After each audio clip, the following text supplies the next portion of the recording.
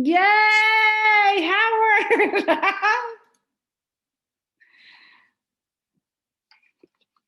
How are you? I'm good, Howard. We're live streaming right now onto Facebook. So I've been sitting waiting for like the last 10 minutes, and I was telling everyone, it's not like Howard not to be here. Gosh, I hope nothing's wrong. And then I finally saw your message, and I'm like, what do you mean you're in another room? Kept clicking on the link and it kept going to saying it's in progress. I'm like, that's odd. But anyways, we got it resolved. We got it resolved. Well, I did a huge introduction about what an amazing man you are and where our relationship started several years back. I love the title as business and brand architect. I mean, it's just so sexy. And CEO, a founder of the How Creative. Now that's you've had for over 30 years, no? Yeah, 34 years now. 30 years. Howard, tell me how you got started.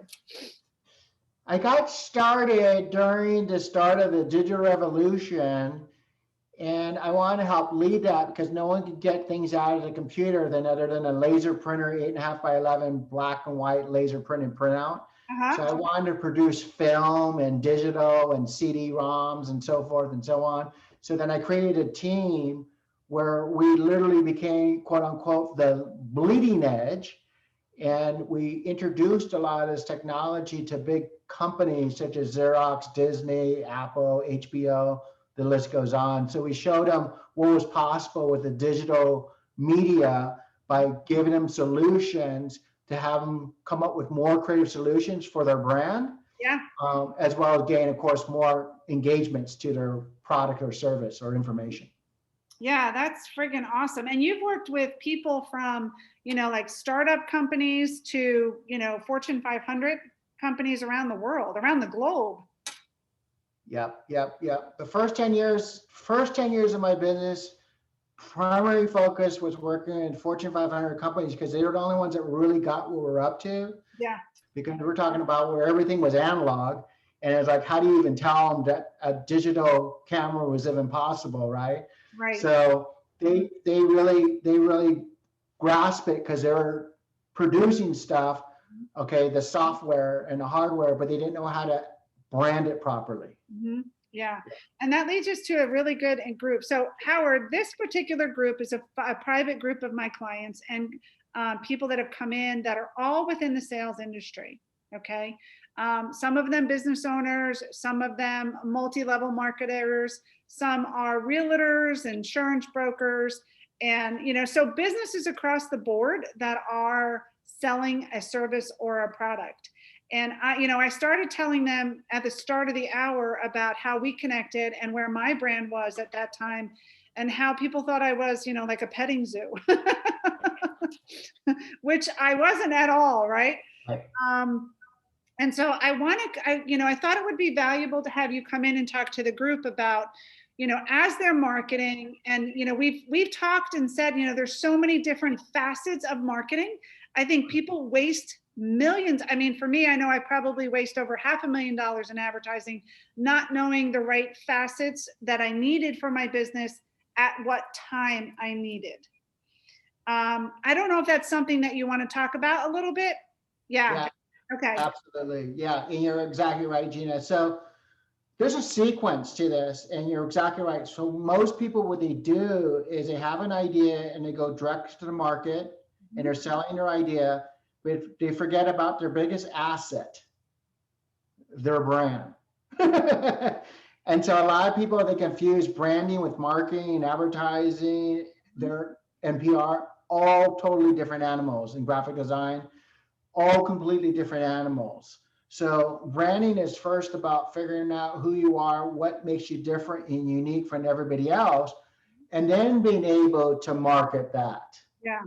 Okay, so you're exactly right. People go out of sequence and they do spend hundreds of thousands to millions of dollars that never get them to where they want because they have things in the wrong sequence. Mm-hmm. Yeah. And so when I started, I mean, this is one of my biggest mistakes was like, you come up with a name of a company, and for us, it had to do with our family. And then you go out and you just start marketing the words. Right. and, marketing the words in hopes that you're going to connect with somebody. And what you realize is that, when we're talking about like ideal audiences or attracting qualified people, one of the major reasons why people are not attracting those qualified people is because they have no idea who you are. Exactly. And quite honestly, most people don't know who they are to begin with. That's a whole nother topic. So you got this, what I call misalignment. Yeah. Okay. And it could come from three areas. One is you're not clear of who you are. Two is that you're not clear of your target market. Or three, it's all the above. Mm-hmm. And that's where you end up getting in trouble, where you end up kind of like chasing your tail, and you think that this marketing approach is not working, or that's not working, or that's not working. Well, those are just tools. What's not working is your value proposition, your core message of who you are, and then what is the actual persona that you want to create to connect with your consumer. Mm-hmm. Yeah. So what would be, we know that branding is one of the key components, that before, what you're saying is before they even start their business, or even if they're in business, if they were going to brand, what would be the necessary evils? Sure. It's like what we went through is the DNA, like what we went through the master blueprint is really defining what, especially if it's a company that's in existence, mm-hmm. What is the perception that people have based on what messages you're saying out there through your website and through your social media? Mm-hmm. The first thing is to identify what you don't know, what other people are identifying you with and by. Mm-hmm. Okay. And quite honestly, 99% of the time there's a misalignment. Mm-hmm. Okay. Mm-hmm. The second thing is then creating that, what would be that perfect alignment of how you want to be perceived, and then what is the reality of that perception. What if, and I get this often because a lot of our clients are financial advisors. Sure. And when they're in the financial world, they have a really hard time if they're not the actual CEO of the company. Is it possible to brand an individual? It is possible to brand an individuals, and we've done a lot of work with financial institutions. In fact, a big one in Santa Barbara started from scratch, and others. So there's a pros and cons to actually branding an individual and branding them as the ambassador to a bigger company. I love it. Okay. But now staying within security, right? We have to make sure of security rules and regulations, because I hear that so often. I can't be on social media because security. Right. So what you do then, so there's two things that we're talking about is like, there's AG Edwards and so forth and so on, right? Ameritrade. So those are big institutions, big companies, but they have these individuals that represent that bigger entity, right? So you could be that individual that represents, even if you're the CEO that represents that bigger entity, to even have a perception of a bigger entity to begin with. But also, let's just say that you want to sell the company. A lot of times, if you create it by a name, like first and last name, what happens is that you've pigeonholed the actual value of that company to be able to sell it. Okay. So there's real pros and cons to having it where your name is tied into the actual brand versus having, again, what I'm calling is the ambassador to the brand. Right. Because in the financial spectrum, as well as like, say, for instance, the insurance industry, you can have agents that can sell their following even if they don't go with that company. So this is great. Yeah. So they can become an ambassador for a company and they can brand that. And then based on that, it actually becomes it becomes a sellable book of business for someone when they're looking to retire and create passive income for themselves. Exactly. And then you got the other riddle, which is what I call the brand within the brand. So we've actually had to brand an individual that represents a big company, let's say with real estate. Mm-hmm. So we've branded a lot of agents, right? Well, insurance and real estate. So they become to a bigger company, but they still compete against their own in that space, right? a lot of times within their company. So we got to brand what's making them unique and distinct from their actual peers. Mhm. Okay. So there's a lot of ways of looking at branding. It's a question is for me is what's going to build the most equity and value over time and thinking way into the future. So therefore you're worth a hell of a lot more than if you had gone through another path that quote unquote could have shortchanged you, how you reach a lid to stump the growth of your growth. Yeah. And, I mean, I think so many people that are in the sales industry that work for different companies like large conglomerates really don't think about um, having a book of business as a saleable type of thing, Exactly. and they don't even consider it until, they're probably 20 years in the business. And now how do you make that, you can make it transferable in a sense, but really, if you took the time to build it as a business, because you're a business within a business, then think about how much further they could have gone over the years had they had this knowledge. Exactly. They could have built a portfolio for themselves. Yeah, Instead of exactly. assets. Yeah. Yeah. What do you think why do you think the biggest problem, well, let me think how to work. Why do you think people don't initially go to branding? Like they start in every different area. Is it just lack of ignorance?